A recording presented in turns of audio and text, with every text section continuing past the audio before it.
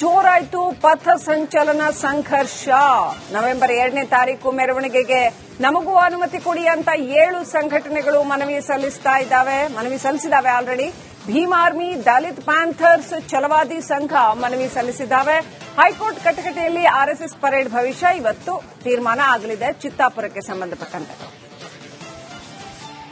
ಏನಾಗುತ್ತೆ, ಆರ್ಎಸ್ಎಸ್ಗೆ ಪರ್ಮಿಷನ್ ಸಿಗತ್ತಾ ಇಲ್ವಾ, ಉಳಿದಿರ್ತಕ್ಕಂಥ 7 ಸಂಘಟನೆಗಳಿಗೆ ಪರ್ಮಿಷನ್ ಸಿಗತ್ತಾ ಇಲ್ವಾ?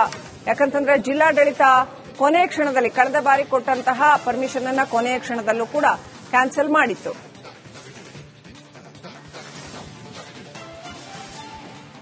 ಆಲ್ರೈಟ್, ನಮ್ಮ ಜೊತೆ ಭೀಮ್ ಆರ್ಮಿಯ ಎಸ್ ತಾವ್ಡೆ ಅವರು ಮಾತನಾಡ್ತಾ ಇದ್ರು. ಎಸ್ ತಾವ್ಡೆ ಅವರೇ, ಇಡೀ ದೇಶಾದ್ಯಂತ ಆರ್ಎಸ್ಎಸ್ ಪಥಸಂಚಲನವನ್ನ ಮಾಡಿದೆ, ಎಲ್ಲೂ ಕೂಡ ಈ ರೀತಿಯ ಅಬ್ಜೆಕ್ಷನ್ಸ್ ಬಂದಿಲ್ಲ. ಇವತ್ತು ಅದು ಮಾಡ್ತಾ ಇರತಕ್ಕಂಥ ಸಾಮಾಜಿಕ ಚಟುವಟಿಕೆಗಳಿಗೆ ವೈಡ್ ಆಕ್ಸೆಪ್ಟೆನ್ಸ್ ವಿಶ್ವದಾದ್ಯಂತ ಇದೆ.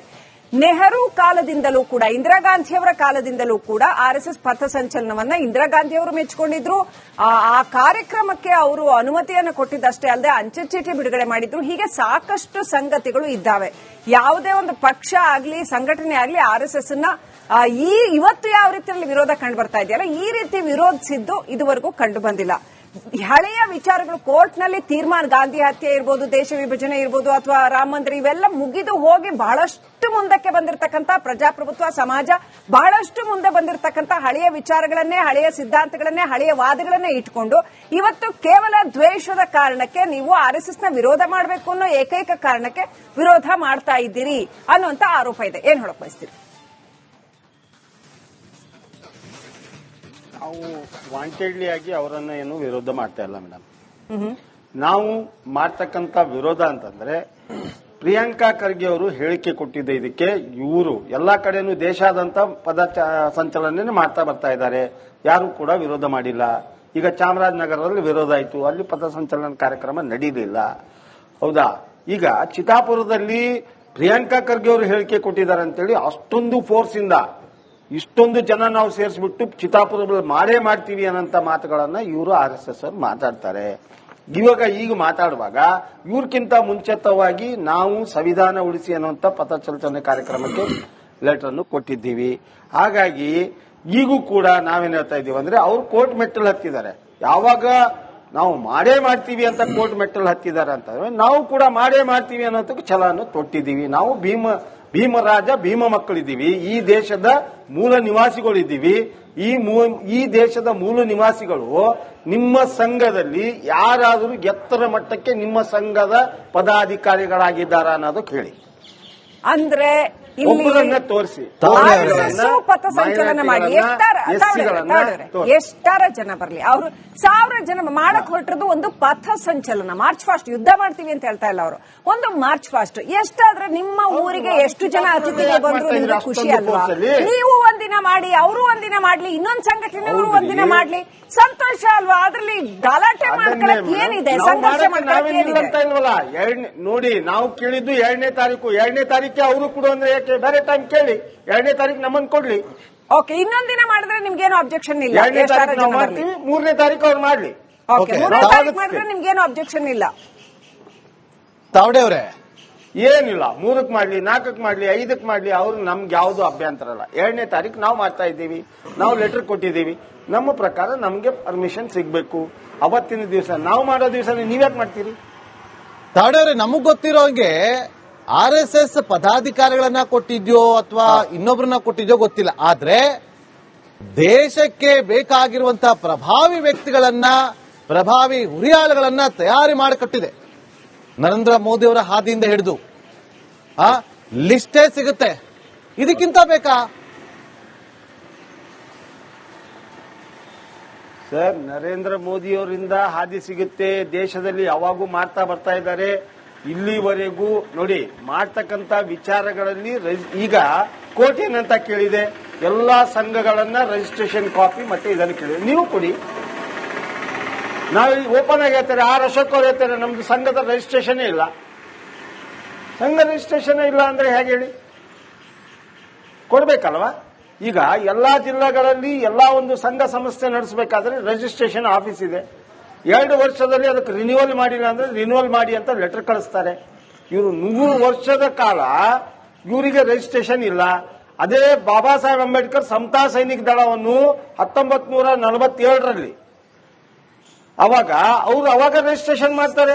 ಓಕೆ, ತಾವಡೆ ಅವರೇ, ಅವಾಗ ಮತ್ತೊಂದು ಪ್ರಶ್ನೆ. ಸಂವಿಧಾನ ರಚನೆ ಆದ ವರ್ಷ ಯಾವುದು? ಹೇಳಿ. 1950ರಲ್ಲಿ. RSS ರಚನೆ ಆಗಿದೆ ಯಾವಾಗ?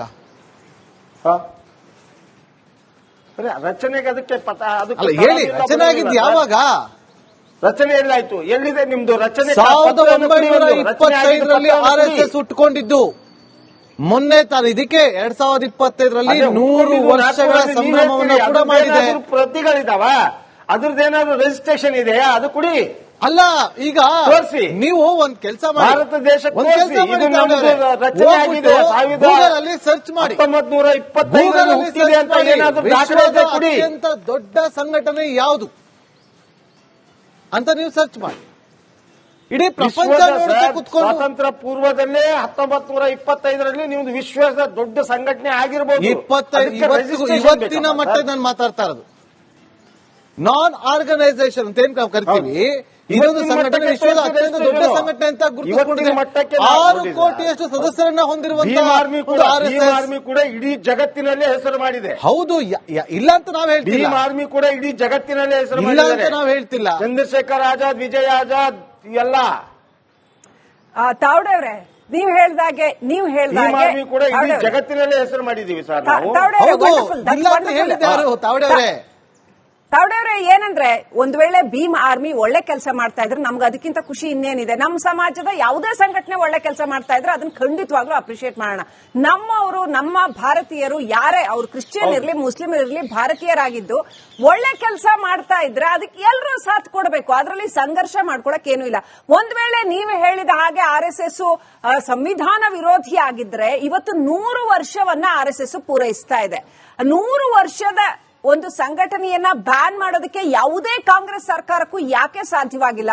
ಕರ್ನಾಟಕದಲ್ಲಿ ಪ್ರಿಯಾಂಕ್ ಖರ್ಗೆ ಅವರದ್ದೇ ಸರ್ಕಾರ ಇದೆ, ಅವ್ರಿಗೂ ಅದನ್ನ ಬ್ಯಾನ್ ಮಾಡಕ್ಕೆ ಸಾಧ್ಯ ಆಗಿಲ್ಲ, ಅಥವಾ ಅದ್ರ ಮೇಲೆ ನಿಷೇಧ ಹೇರೋಕ್ಕೂ ಸಾಧ್ಯ ಆಗ್ತಾ ಇಲ್ಲ, ಅದ್ರ ವಿರುದ್ಧ ಕಠಿಣ ಕ್ರಮ ಕೈಗೊಳ್ಳೋಕ್ಕೂ ಆಗ್ತಾ ಇಲ್ಲ. ಯಾಕೆ ಸಾಧ್ಯ ಆಗ್ತಾ ಇಲ್ಲ? 100 ವರ್ಷದಿಂದ ನೀವು ಹೇಳುವಂತಹ ಒಂದು ಸಮಾಜ ವಿರೋಧಿ, ಸಂವಿಧಾನ ವಿರೋಧಿ ಸಂಘಟನೆ ಆಗಿದ್ರೆ ಬ್ಯಾನ್ ಮಾಡಿ ಬಿಸಾಕ್ಬೇಕಾಗಿತ್ತು, ಯಾಕೆ ಮಾಡ್ಲಿಲ್ಲ? ಈಗ ಇಲ್ಲಿವರೆಗೂ ಯಾರಿಗೂ ಈ ಸಮಾಜದ ವಿಚಾರದಲ್ಲಿ ಮೇಡಮ್, ಈಗ ನಾವು ಇಲ್ಲಿವರೆಗೆ ನಾವು ತಿಳ್ಕೊಂಡಂಗೆ ಭೀಮ್ ಆರ್ಮಿ ಅವ್ರು ತಿಳ್ಕೊಂಡು ಇದು ಕೂಡ ಸಂಘ ರಿಜಿಸ್ಟ್ರೇಷನ್ ಇರ್ಬೋದು ಅಂತ ತಿಳಿದ್ವಿ. ರಿಜಿಸ್ಟ್ರೇಷನ್ ಇಲ್ಲ, ಇದನ್ನ ಸಂಘ ರಿಜಿಸ್ಟ್ರೇಷನ್ ಇಲ್ಲ ಅಂತ ಇದು ಮಾಡಕ್ ಅರ್ಹತರಲ್ಲ.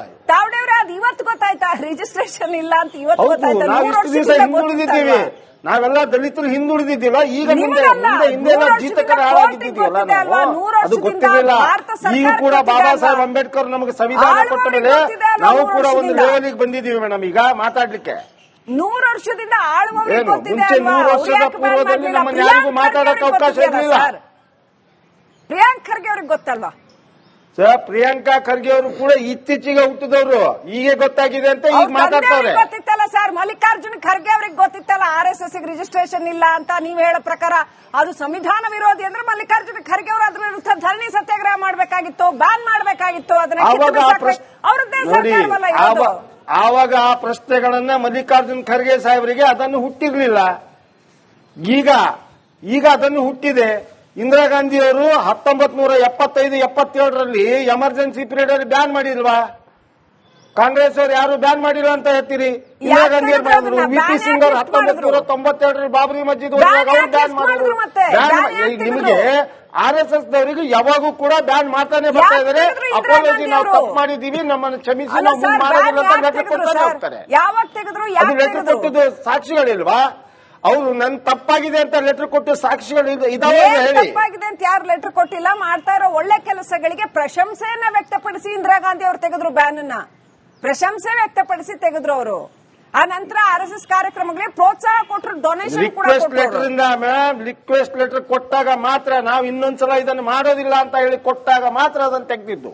ಭೀಮ್ ಆರ್ಮಿ ಯಾವತ್ತು ಯಾವುದೇ ರಿಕ್ವೆಸ್ಟ್ ಲೆಟರ್ ಕೊಟ್ಟೇ ಇಲ್ವಾ ಪೊಲೀಸರಿಗಾಗ್ಲಿ ಅಥವಾ ಅನುಮತಿ ತಗೊಳ್ಳೋದಕ್ಕಾಗ್ಲಿ? ನಾವ್ ಯಾರಿಗೂ ಕೊಟ್ಟೇ ಇಲ್ಲ. ನಾವು ನಮ್ಮ ಹೋರಾಟ, ನಮ್ಮ ದಲಿತರ ಹೋರಾಟ ಈ ಭಾರತ ದೇಶದಲ್ಲಿರ್ತಕ್ಕ SC ST OBC ಮೈನಾರಿಟಿಗಳನ್ನ ಅತ್ಯಾಚಾರ ಆದಾಗ ಥ್ಯಾಂಕ್ ಯು ತಾವ್ಡೆ ಅವರೇ, ಥ್ಯಾಂಕ್ ಯು. ರಿಪಬ್ಲಿಕ್ ನಿಮ್ಮ ಅಮೂಲ್ಯವಾದ ಸಮಯ ಕೊಟ್ಟು ನಿಮ್ಮ ವಿಚಾರಗಳನ್ನ ನಮ್ಮ ಜೊತೆ ಹಂಚಿಕೊಂಡ್ರಿ. ಧನ್ಯವಾದಗಳು. ರಿಪಬ್ಲಿಕ್ ಕನ್ನಡ ಜೊತೆ ಮಾತಾಡಿದೆ.